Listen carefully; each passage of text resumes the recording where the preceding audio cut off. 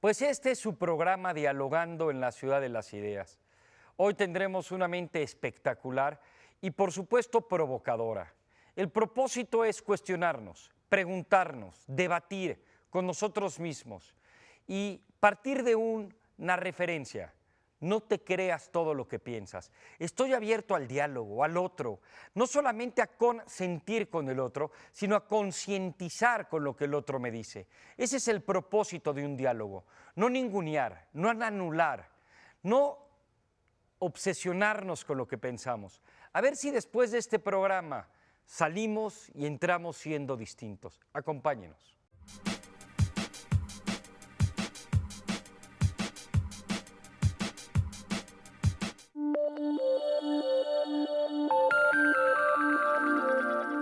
Bejamin Zander. Desde 1979, Bejamin Zander ha sido el director de la Filarmónica de Boston. Es conocido en todo el mundo como director invitado y orador sobre liderazgo. Utiliza música para ayudar a que la gente abra su mente y pueda crear alegres armonías que saquen lo mejor de ellos. Sus ideas provocadoras sobre liderazgo están basadas en el libro The Art of Possibility, el arte de la posibilidad.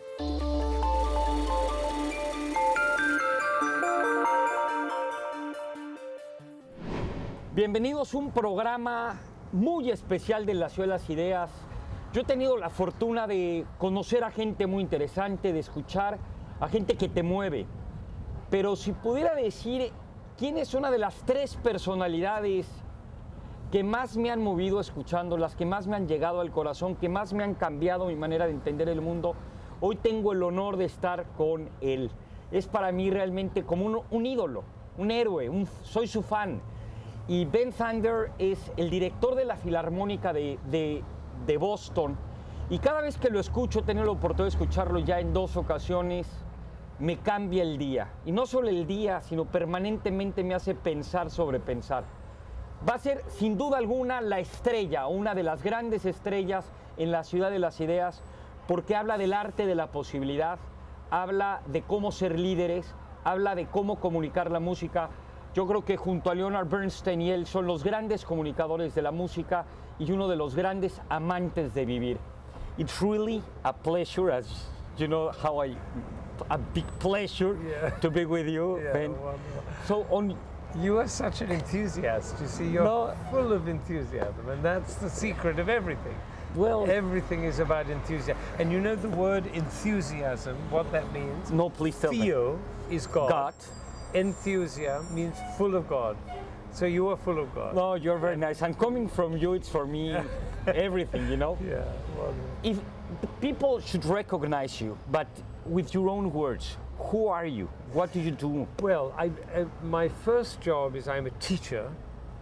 Maestro means teacher, you know that. Sure. It's just a teacher. And it takes many forms, many different arenas. The most important to me is my music. As a conductor of a great orchestra, the Boston Philharmonic, and a great youth orchestra, the youth orchestra at the New England Conservatory. We travel all over the world. We've been in Mexico and in Venezuela and in Brazil and all over South America, many places, Cuba, and then I travel to many different places and conduct different orchestras. So that's all about music. Then I love to explain music to people who don't understand it, because there's no reason why somebody who's busy in an office or looking after a family or teaching or doing something, how would they have time to study and learn music? So I make it my business to explain music to people, because I believe that music, like food and water and sunlight and medical care and education, is a birthright for all human beings. And the great music of the world, of Beethoven and Brahms and Schubert and Mozart and Bach, and these great composers wrote for everybody. And it's my job with others to help that become understandable to everybody, even very young people. So that's my second role. And then my third role is to teach what I know about leadership to people, because leadership is the most important thing. Because every time two human beings meet, it's an opportunity for leadership. We think leadership is those people over there, you know, the people who are the president and the CEO. No, the leader is the person who opens his mouth and creates possibility. Absolutely. Every time you open your mouth, every mother with a child. Do you know the origin of the word leadership? To lead, also the Indo-European origin comes from educate. Yes, right. And it's the same thing. To lead, and that's the same as conduct. Exactly. It's the same word, you see. So it's all about leading, like an aqueduct.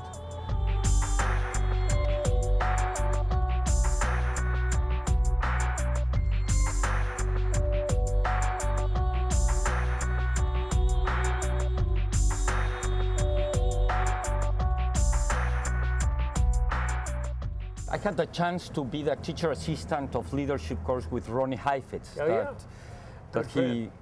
know he's a very good friend of you. I worked with him like for 2 years. Yeah. And he always told us that for him the definition in a way of leader is a person that moves human resources towards an end. In French, there is a word named élan vital. You have this force of nature that you move people and you make us think differently. You were born like that? Where it comes from? Well, everybody was born like that. That's a great answer. Take a child, a very small child, and look at the faces of the parents, and particularly the grandparents. Like this, anything the child does, right, it opens up. Passion, warmth, enthusiasm, love, energy is opened up by that child, right? Now the child grows up, and we do this at the child, and we do that, and we say stop and behave, and you know, and these gestures, gradually the child withdraws, and by short time they've lost that energy. So our job as parents and as teachers and as leaders is to reactivate that joy and that energy and that passion and that inquisitive curiosity that every child has. And if we do that, and that's our only job, is to keep that open, is to enable that fire, to bring alive that possibility that every child has. And you can see it, children everywhere have it. They get depressed or they get sad or they get fearful, but underneath is always that joy and that enthusiasm. So I believe that we all have it. And I've become very concentrated on like making sure that the river flows powerfully through and isn't stopped by the dam or by the, to just push the thing through. And so my energy and my focus is on enabling people to do that, whether it's people playing in the orchestra or the children in the street or the CEOs leading big companies. It's always the same thing, to enable them to get access to their passion, to their energy, to their vision.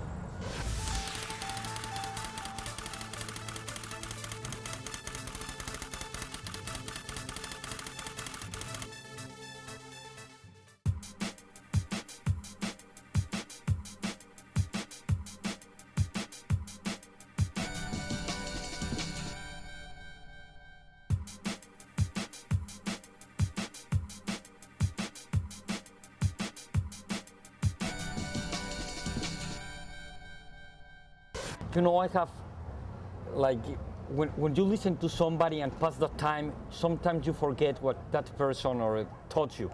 But you have really let, in my particular case, a lot of lessons. And it comes to mind two of them and are related with what you're talking. The first one has to do with what you said yesterday about every student has an A. Yeah. And if we start like that, we cannot put the obstacles to become a Ben Zander, no, like you. But well, then I will talk about another lesson about another students that you talk in another conference that they didn't arrive on time to one of your concerts, and you apologize. Could you share with us that? So what happened with the A was I found many of my students were very anxious, very fearful, very competitive, worried always, am I doing well, is somebody else doing better? And this gesture doesn't make you to play very well, because the music is about love and about humanity and about warmth and nobility. And so we had the idea, she had the idea, to give an A at the beginning of the year, before the class starts. They walk in with an A, and then they have to write a letter describing who they will have become by the following June when the class ends.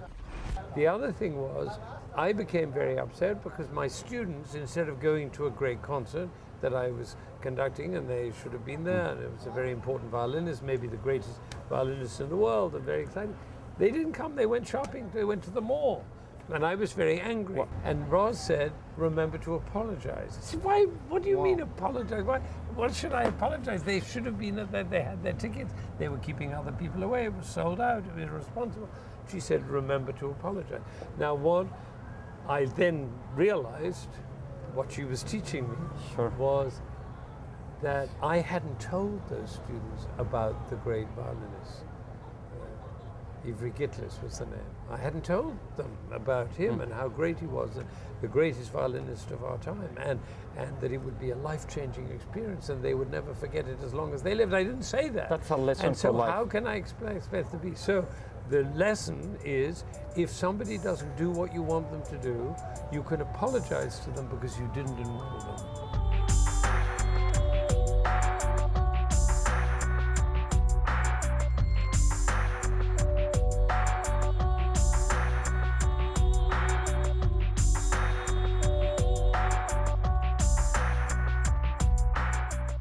Reading one of your books, it's also unforgettable, a passage that you're in a restaurant and you tell the waiter, I am perfect, my life is perfect, not I'm perfect, my life is perfect, but I need a knife. Yes.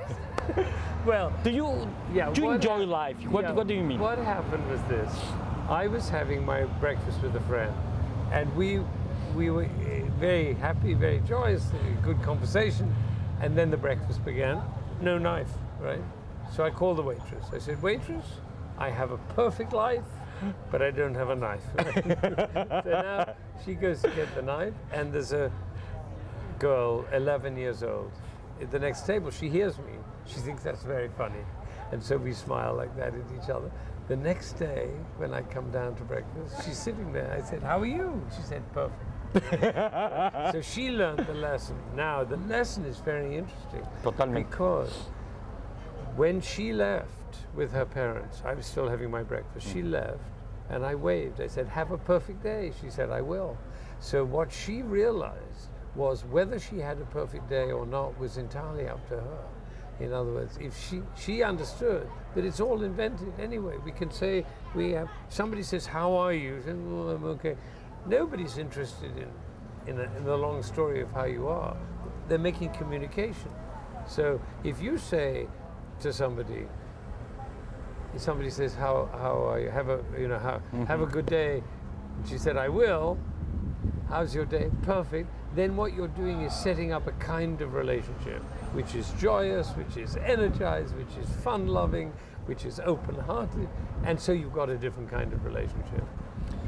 So it's really that every time you open your mouth, you have an opportunity for leadership. Every single time.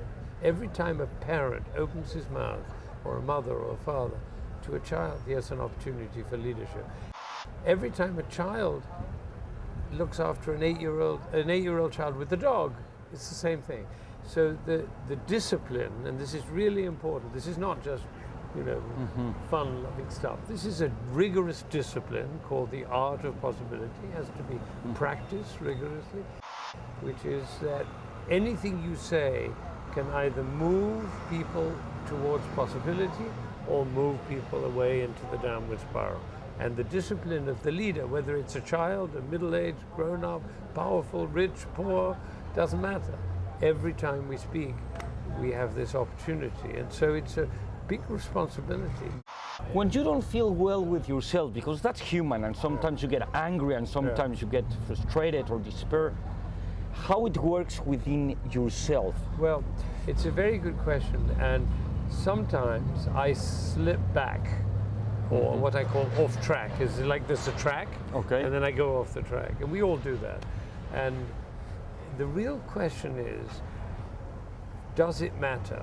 And I tell you something, very interesting. I gave a talk, one of these talks in public, and then I arrived at the airport, and they'd given away my seat on the airplane.